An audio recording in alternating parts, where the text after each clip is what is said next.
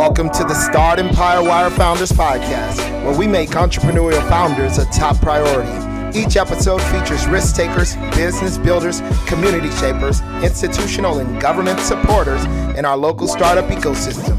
Tune in weekly to hear all about what's happening with the movers and the shakers of Southern California's Inland Empire and beyond. All right, ladies and gentlemen, here we are back for another episode of the Founders Podcast. Today, I am with Barry E. Knight of BEK Impact. And we're just going to let Barry tell us a little bit about himself. We're going to get to know him. We're going on a journey. So we're going to start with, who are you, the person, Barry, and, where'd you grow up, all of the great details. Oh man, that's a loaded question right there. Felix, first of all, I want to thank you for the opportunity just to be on your show, man. I've been following you for quite a bit on LinkedIn and other platforms, man, and love what you're doing. You're doing. I know you're inspiring so many people. So a little bit about Barry E. Knight. So actually born and raised in Riverside for the first 13 years of my life. Wow. I went to school here, up until my freshman year of high school. Went to North High School, John W. North, go Huskies. Go Huskies.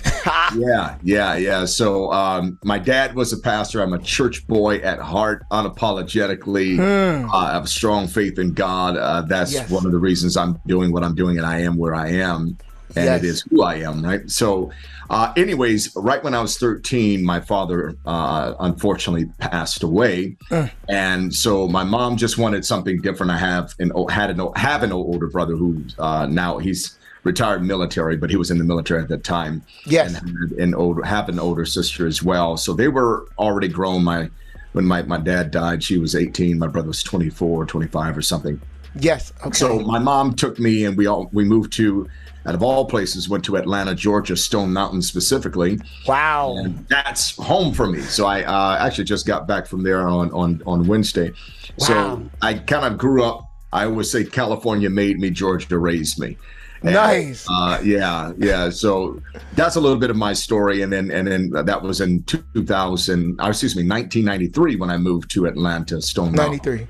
And grew up, went to high school, graduated from high school, did a few years of college out there. And so that's where my life really took shape. Wow, man, because those are impactful years too. Yeah, absolutely. Absolutely. Yeah. So I always say that's kind of like the bar mitzvah, turning 13, your dad's gone, that model is gone out of your life. But I made it through. I was always a determined cat. Like I'm going to figure this thing out and how to be whatever this person I am to be. So what was your original kind of like path that you were trying, where have you always wanted to be into executive coaching and leadership? Okay, that's a great question, man. So, and I'm a straightforward guy. So okay. I always knew, and this is going to sound a little bit arrogant, braggadocious, a little bit bombastic. I always knew I was going to be doing something great. Always, from the time I was a kid, I knew that I thought differently. I saw the world differently as far back as I can remember. I just knew I had a call on my life. I didn't know what that call was then. Coaching, that was nowhere near on the radar. Right. But I can tell you this, anytime we had group projects in school, I knew I was going to be the lead. I knew I was not going to be the treasurer. I had the idea. The moment the teacher gave me the assignment, I was like, oh, boom. Whoever's on my team, I'm leading you, right? So it was That's awesome. Right. It was natural. It was instinctive for me just to be the lead and use my creativity. Yeah. And over the years, I did pastor. I guess I should throw that in my story. Okay. Where are you pastor at? So I used to pastor in Moreno Valley, California. It was a church we started in 2005 called Celebration Worship Church. Nice. So, in the African-American community, Black community, your dad pastored. Yes. You probably going to pastor. I used to preach. I wasn't a pastor, but they had me in the pulpit. Right. And so that's, you got this charismatic kid. Woo, he says his speech real good. Oh, he can really and quote that Christmas speech. And that was the journey that shaped my life, right? Because I didn't know anything else to do with my gift. I was never afraid to stand on stage and speak in front of people. So I had that. had my daddy's charisma, I had this call, and that was what they kind of molded me into, right? A lot of people live their life based on others' expectation. Right. And that was my paradigm. It was church. That's what you do. You church. Use your gift in the church. Exactly. Right. There's nothing else to do with it. Right. And anything else is just secular. It's not a calling. Yes. Yeah. Man, oh come on now, man. Man, I would just say I relate because it's almost as if secular is not as good as like being a pastor, and I'm like, right. Or like that's not a mission field. That's not a place. Not a mission field. Yes. Right. Yes. And so literally, and I'll kind of touch on this. I don't know where you want to go with that. You can just jump and ask me questions. But about the 7th, I pastored for 11 and a half years. Okay. And it was a struggle every year, the entire 11 and a half years. And I'm not trying to say I should have had a 5,000 member church, but I'm like, God, I be struggling like this. This is me. Yeah. And it just felt kind of weird. And right about the 7th year, economy was taken and I was full time and the income was gone. So we lost house, lost cars. I mean, they picked up one of my cars on the church ground on a Sunday. Wow. No, man. Yeah. Dumb me had my name on the church buildings. No. But I went through a lot. Long story short, it was right about 2012 that I said, you know what? God began to say, I'm getting ready to take you to the world, and you're going to start building. So I'm like, what is this? And that's when it, kind of really started to become or formulate an idea of what I would be doing now.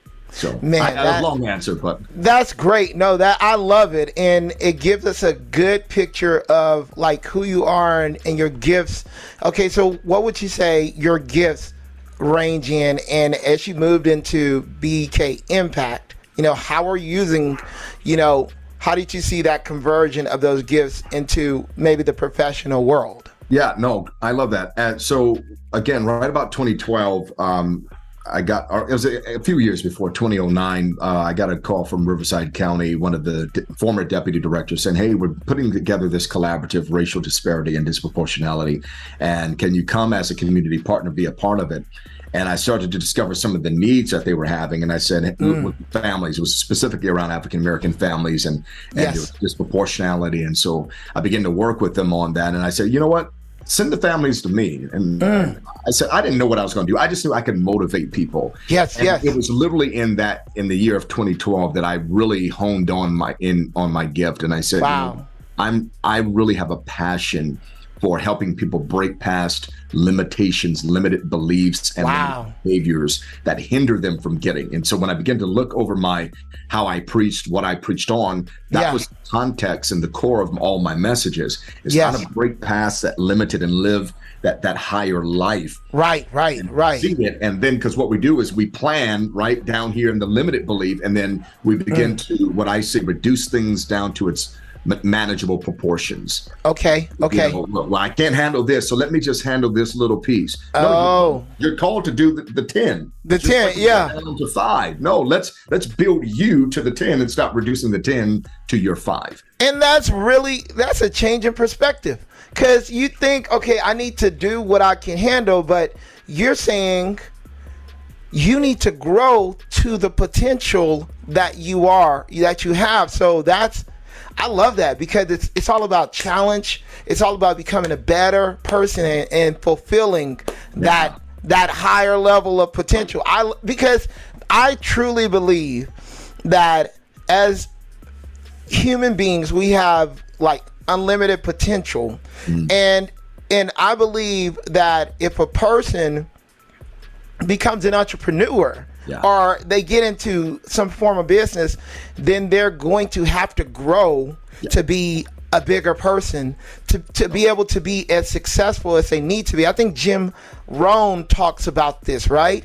Jim Rohn's he's like, if you I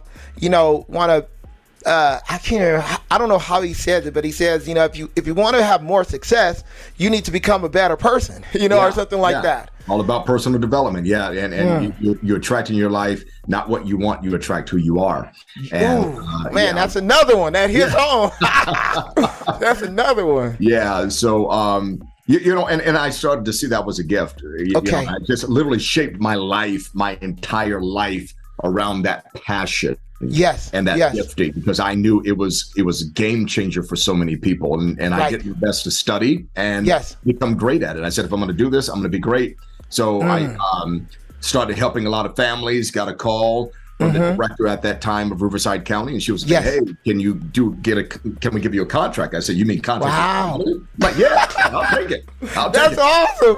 Right. You do what you love, and you never work a day in your life, they say. Yes. So from that point on, I began to develop the families, and they began to reunify with their families, stop coming into the system. Then the director was like, "Can you train our social workers?" Yes. To do that, man. Boom, game changer. That's what happened to me when I knew, probably about 2014 at this time. I said, this is what I'm called to do. This is what God was saying. I'm going to start taking you around the world. And so, it was a blessing, man. And from there, like kids say, it went viral. I was at this county. I was up north in Contra Costa, Santa Cruz County, San Francisco County, doing some Sacramento, and then other organizations around the United States began to call me. And that's the short of it. But, that's amazing. Yeah. Okay.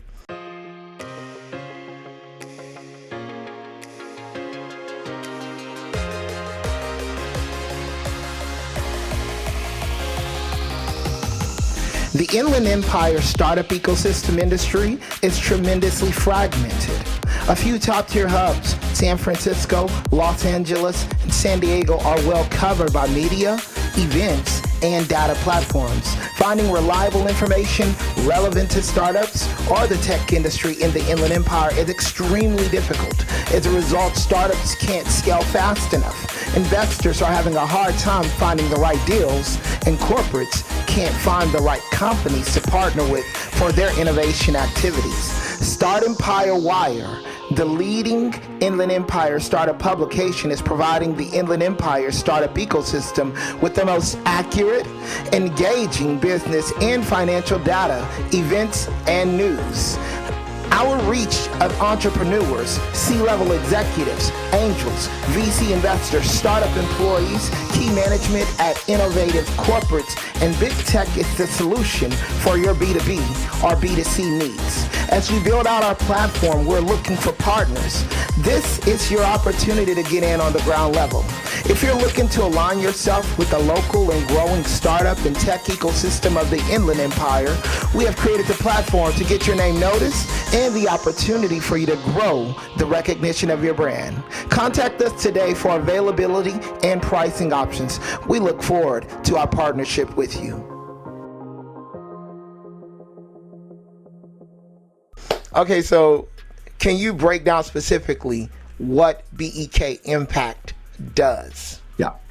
So specifically, we work largely with the public sector, and as our mission says more specifically there is, we unleash the executive leaders' power to drive greater impact and change. And how we do that is by helping them to simplify complex issues and align and optimize their vision, their teams, and their strategy. So basically, like clients we're working with right now, they're saying, we've been trying to execute this said whatever strategy for the past 6 years in this particular organization's case, and we've not been successful. So we come in, we do an assessment to find out where they are, where they're stuck, comparison analysis, gap analysis, and we begin to identify so that we're not just saying we're going to bring a solution, because we don't know what the solution is yet. So we do the assessment, kind of like you go to a doctor and you say, my knee hurts. He's not just, or she's not going to just operate on your knee. They're going to do some memorize and check. Man, so that's what you want to do. Yeah, find out where the pain is, and then we push them. And what I mean push is this, I tell them, this is where the motivation stops. You got to make decisions. And a lot of times leaders, they have the plan in front of them, and the reason that they don't move it forward, number one reason, is because they don't make timely, precise, bold decisions. That decision might be, hey, we want to move this strategy forward, but we got to cut some people, or we got to move this person out of position, right? Yes. Jim Collins wrote the book Good to Great. He says you got to get the wrong people off the bus, then the right people on the bus, and then put them in the right seat. But that seems to be, from what I've been learning, one of the leaders' most, greatest challenges is having to go to that person and say, hey, there is, you've been with the company for 10 years. We appreciate you. Where we're going right now, either you're going to have to be trained, removed, replaced, or we're going to have to, just shake hands and call it a day. But a lot of leaders won't do that. And so they'll sabotage the entire company based on conversation that they don't want to have. Okay, so that's really deep, because you're saying that these companies are sabotaging their entire vision, what's going to take them to the next step, because they're not willing to make those timely, precise decisions. And some of them involve cutting people or hiring new people. Or cutting a program, cutting something that was old, but a group of people are so attached to it that you don't want to cut it because you might lose them because they bring value to the team and you're mad. So you're going to just carry this dead weight that is not applicable to where the organization is going anymore. But that goes down, that really does go back to even like botany or gardening. Okay, you got to prune something for it to grow, right? Yeah. And it might be painful, right? It might be painful. Yeah, but and with that analogy, I love that, because with that flower, it begins to pull more of the nutrients and resources into it and away from the others. And over time, those other branches and flowers begin to die and to wilt, because this one is absorbing all of the energy, all of the resources away, because it needs more to sustain itself. So we pointed out, and I tell people from the beginning, like one CEO I was working with, he's the CEO of a hospital. I said, here's the challenge with working with me. You might have to fire some people. I don't know that, but if you're going to work with me, you might, and you're probably going to have to fire some people. And he did. I hate it for the people to go, but for the sake of the organization, I had to coach him through how to do that in a very diplomatic way that's fair for that person that you're letting go, but also fair for the organization as well. Well, and I would say it's always going to be good if a person is not meeting up to their potential in the position that they're in. It's good for them as well, right?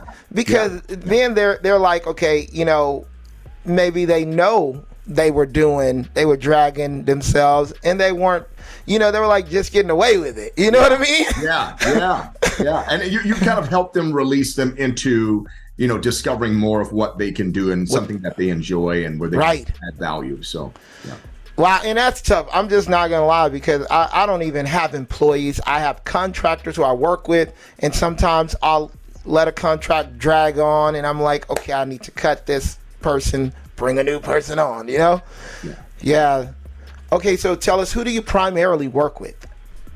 A lot of them are, again, county governments, largely in the child welfare industry. We do a lot of work, because that's where I kind of started with the contract in 2012 with Side County, and school districts. Those would be the two largest, working with the district superintendent and the district staff. And with one district, we're working with the principals and their co-admin as well.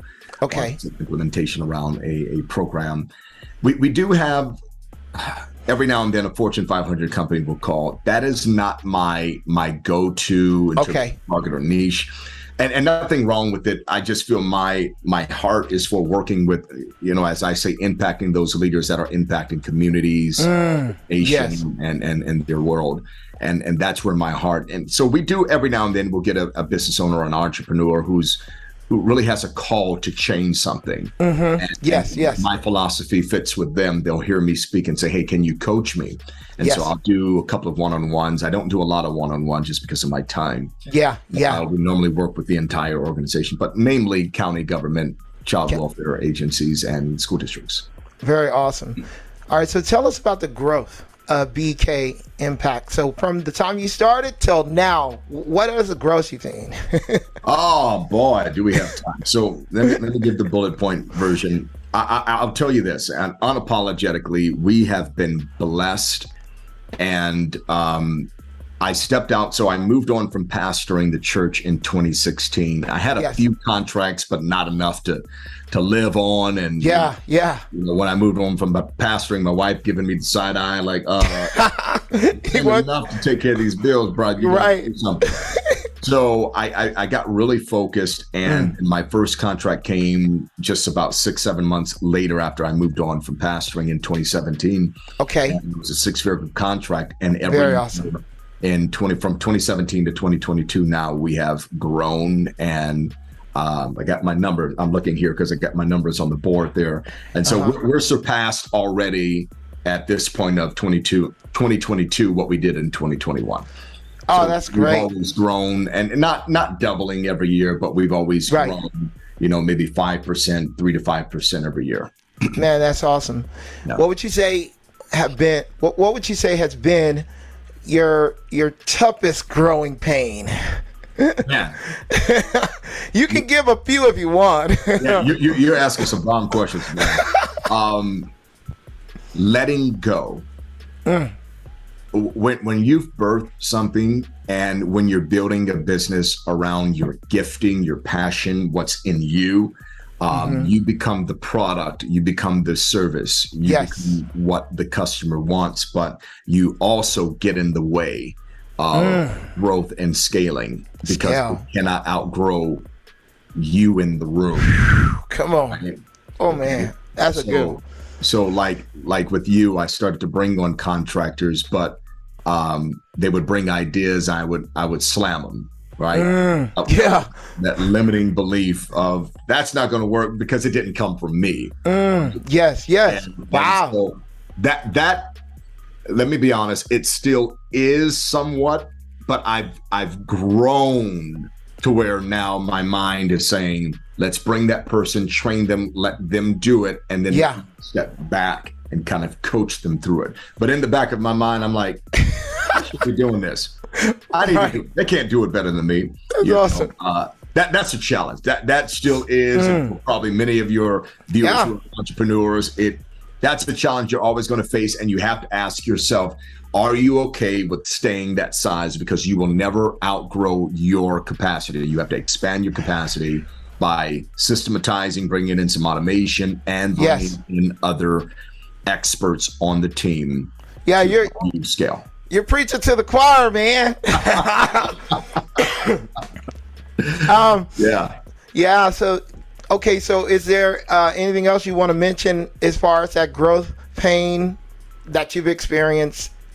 I think the other one is, and I'm actually in this pain right now, is the knowledge of actually working. So as a consultant, we come in and we try to help solve people's challenges, but really understanding the context of that industry. And so sometimes early on, I thought my charisma could come in, how I think, and I read a book, so let me bring this book knowledge to them.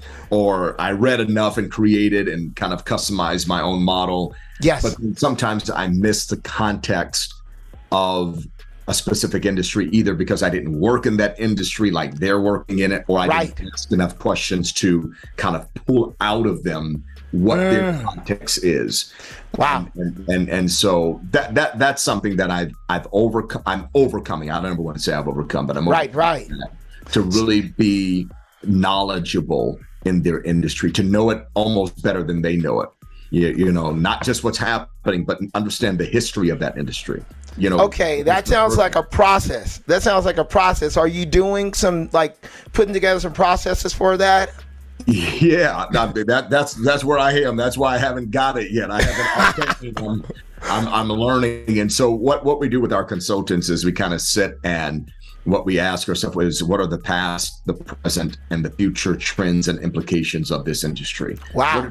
So if it's from the school district, we look at overall, but we also look specifically in that area. So a school district in California is a totally different school district in Mississippi or Alabama. Yes. Right? So I can't just apply this overall arching framework and say it's going to work everywhere.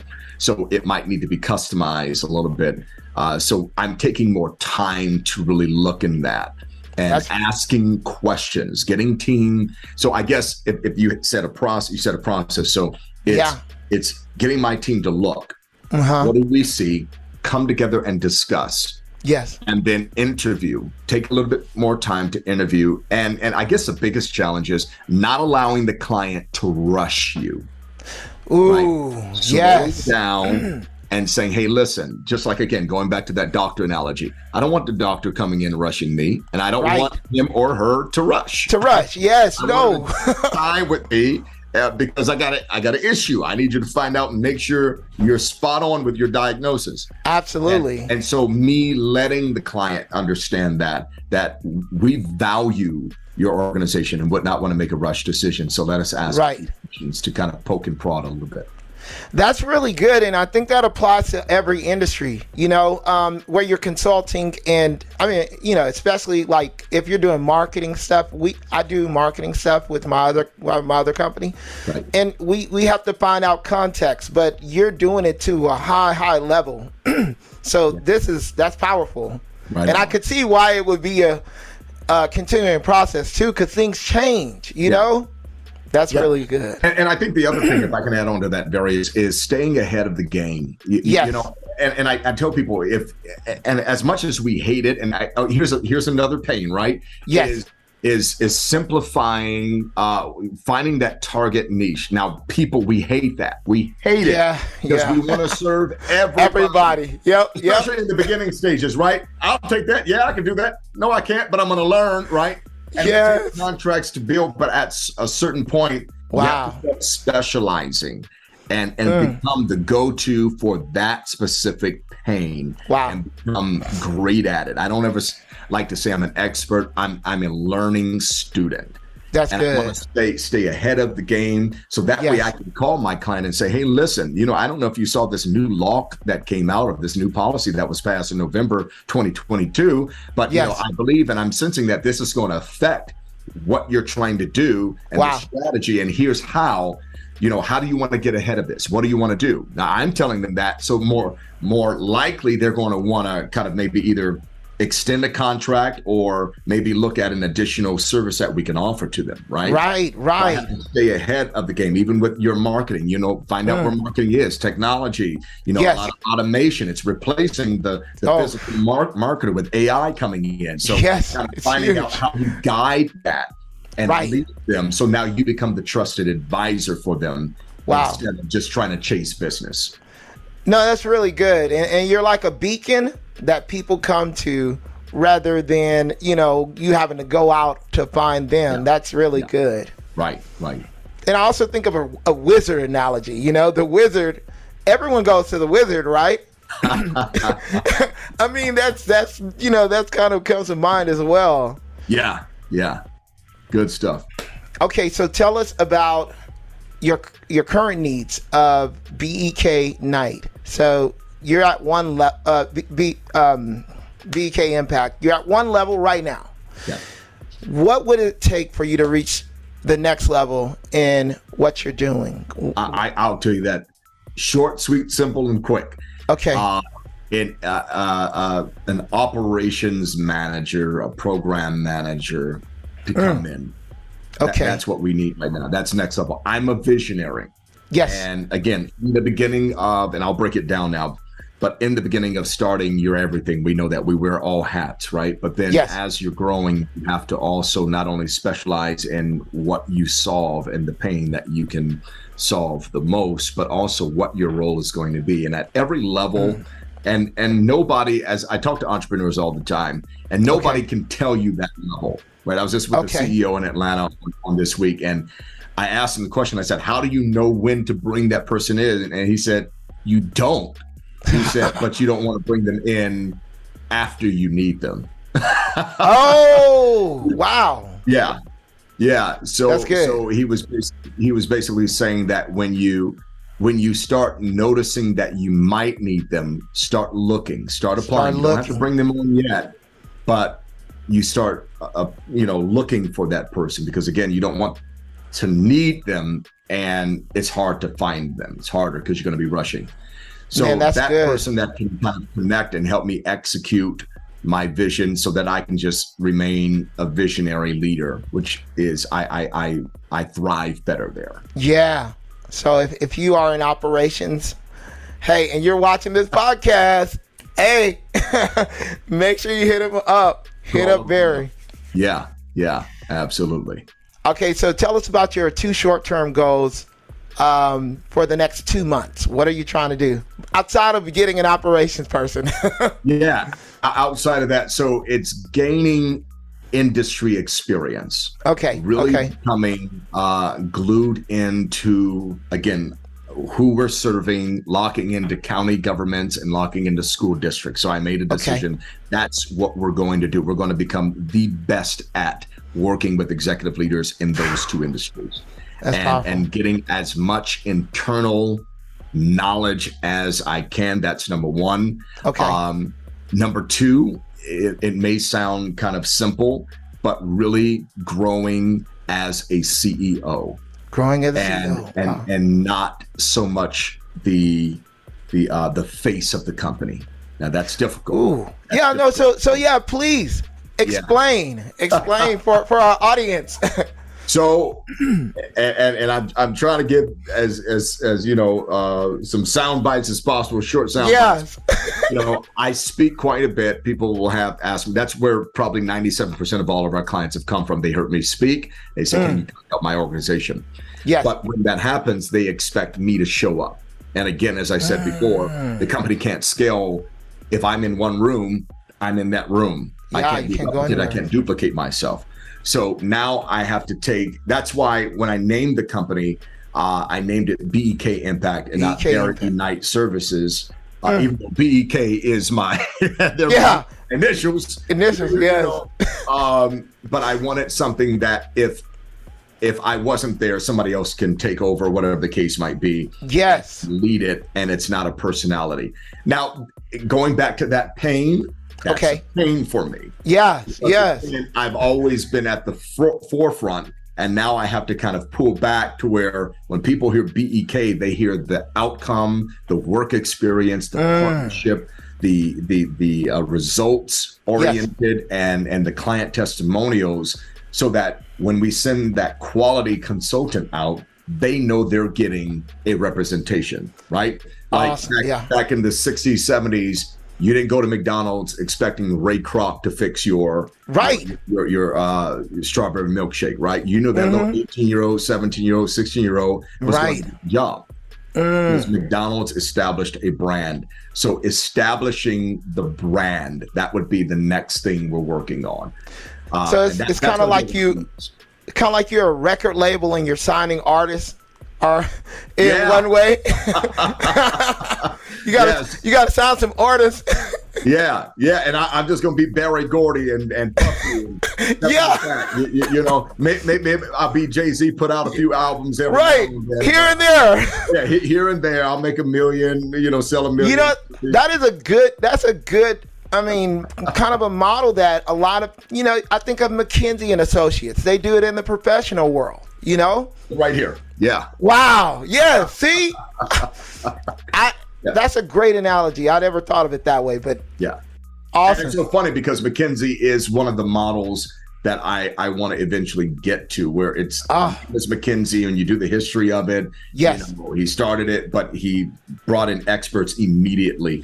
And that's what I need to do, is just really start saying, hey, I can still be what I want to be. And I have a business coach, and what he told me is, he said, you're the here's Johnny, right? I like the Ed McMahon on the Johnny Carson show. I have the meeting with you, but I'm also bringing my consultant in with me. So that's something we're getting in the practice of. That's pretty cool. Consultants in the initial meeting, and then I'll divert to them. Hey, tell me what you think about that. Hey, tell our client about that other client we worked with, right? Wow. So building that trust, and then I oversee them, right? I just oversee it, but it allows me to back out a little bit. So that is I love it. I love the model. Yeah. And it worked well. I have to say, in our last meeting, I had 4 of our consultants in the room with me. And when I tell you, I probably spoke in that meeting 10%. Wow. I was kind of jealous. I ain't gonna lie.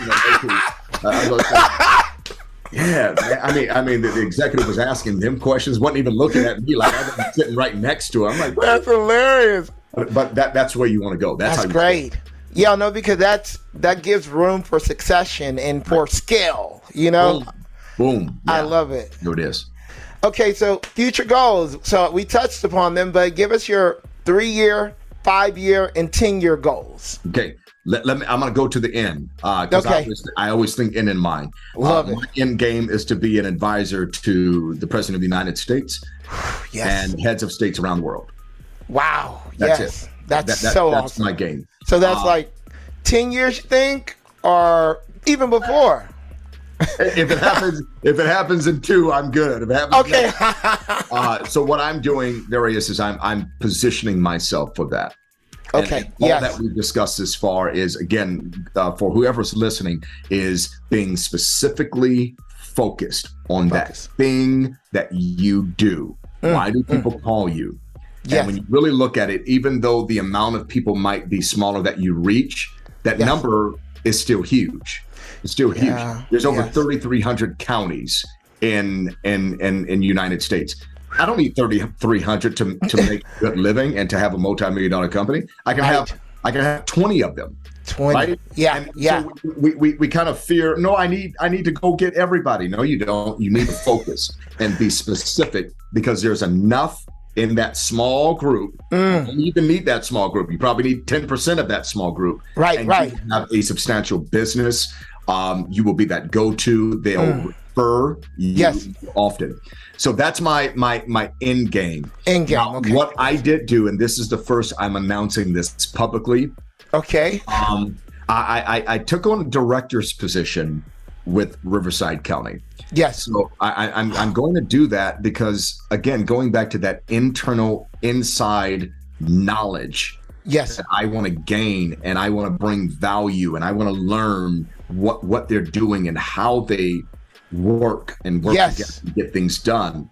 And so I'm running my company still. I have huge. Excellent consultants. That is so it's kind of pushing me. I have to, because I can't be at every client meeting, so I have to send my consultants out. So it's like this win-win, and people are going to say, I haven't even announced this on social media, right? You're going to hear it. Heard it first here on the Founders Podcast. Here, right here, Startempire, right? Yes. Literally heard it first, and so people are going to ask, wait a minute, people work and then leave the job to go out to start their business. Why are you starting a business and then going back?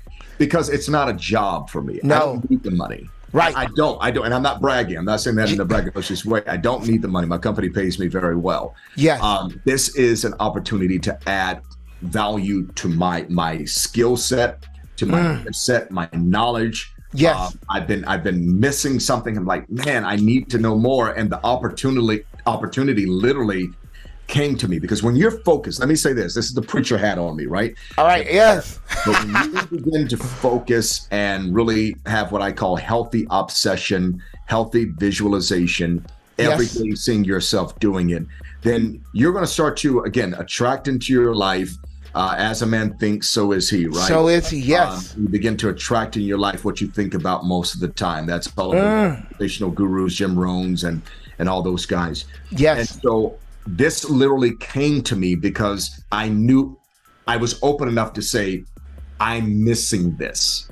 I didn't have any pride. I said, that's good. I need this knowledge. That's good. However it comes, whether I need to go to school, whether I need to get a certification, I'm going to get it. It just so happened this position came up and somebody said, hey, have you considered this? I said, no, I ain't working for nobody. I ain't going to, pride kicks in, right? But I had to silence that pride, as I said. Yes. That's the thing. It called me. And so if I can encourage anyone, when you're on this journey and you're specifically focused, pay attention. Woo, I'm taking that with me. I'm taking that with me. You know why? Because I can relate. And I think it is a thing about an entrepreneur that you don't want people to even think you're having to go out and do something else. But that's a superficial look at things. It is. Because the knowledge that you need to take your organization or your endeavor to the next level might need you to go in and work with this person or work for this person for a short period of time. You gain that. It's kind of like impartation of knowledge. Right. It's like because there's a difference between having understanding in your mind and having knowledge imparted to you. Yeah. Yeah. You know, you have to live with a person or be with a person to have certain things imparted to you. It's a deeper thing. Right. You know? Right. And so, hey, listen.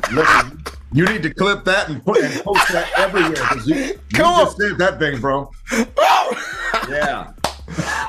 Okay, man. This is great. All right. So, okay, tell us where people can find you online, offline. How can they connect with you? Yeah. Listen, the best way is Facebook, LinkedIn, Instagram, all under my name, Barry E. Knight. Hopefully it's there on the screen. Go there at Barry E. Knight for Instagram. Barry E. Knight, type it in. I pop up on Facebook. The name of the company is BEK Impact Company.